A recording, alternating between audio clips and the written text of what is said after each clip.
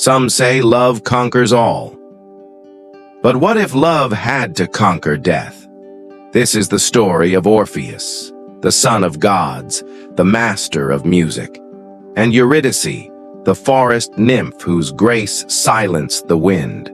Together they lived a love so deep that it defied the laws of nature and faced the most eternal enemy of all, the Underworld. Welcome to Epic Love Stories TV, where legends aren't just told, they are felt.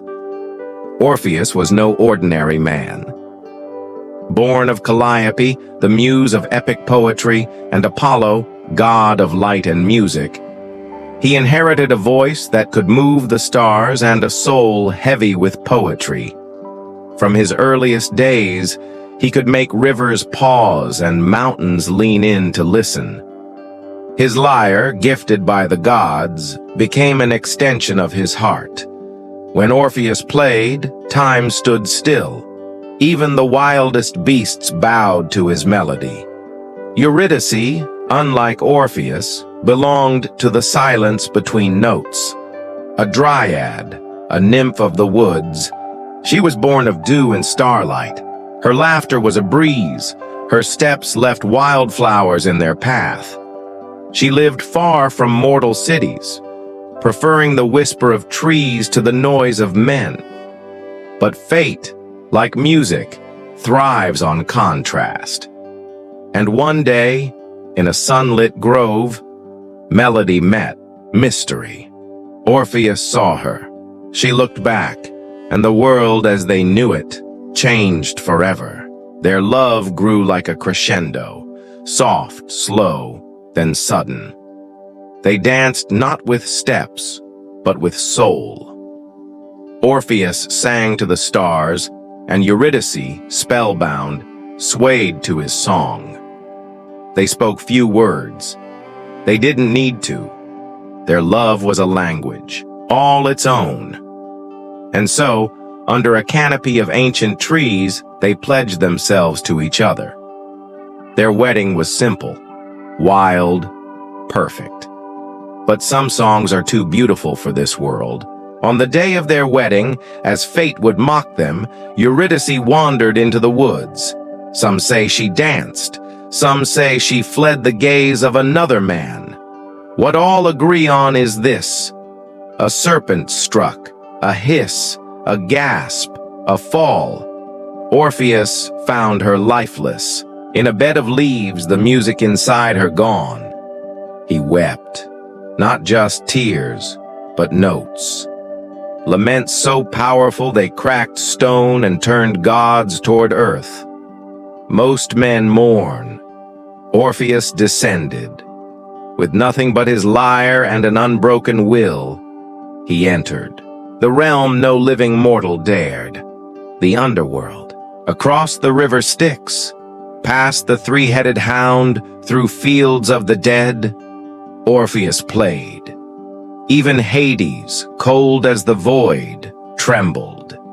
Persephone, once stolen into darkness, cried.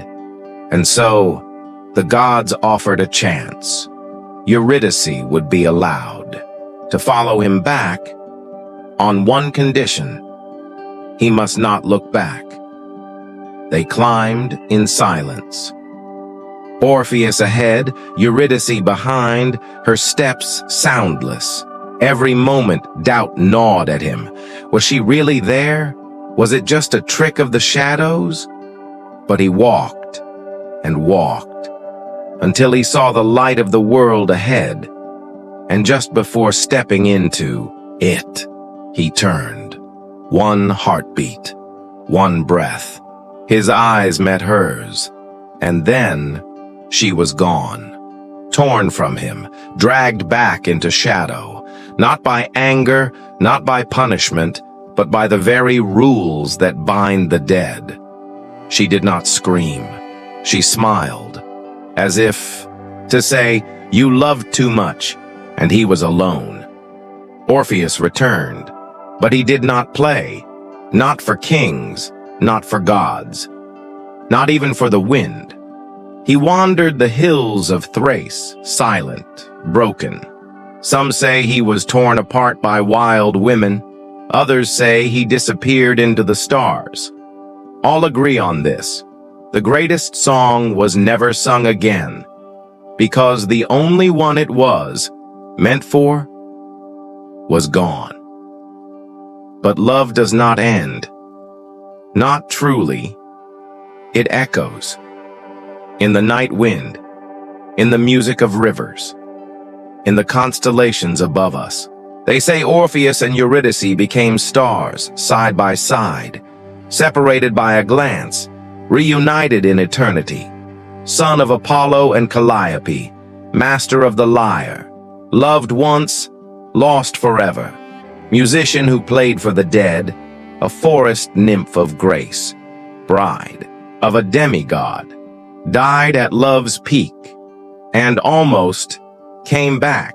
You've just heard the love that challenged the underworld itself. If this story stirred your soul, like, comment, and subscribe. Because at Epic Love Stories TV, we don't just tell legends, we live them.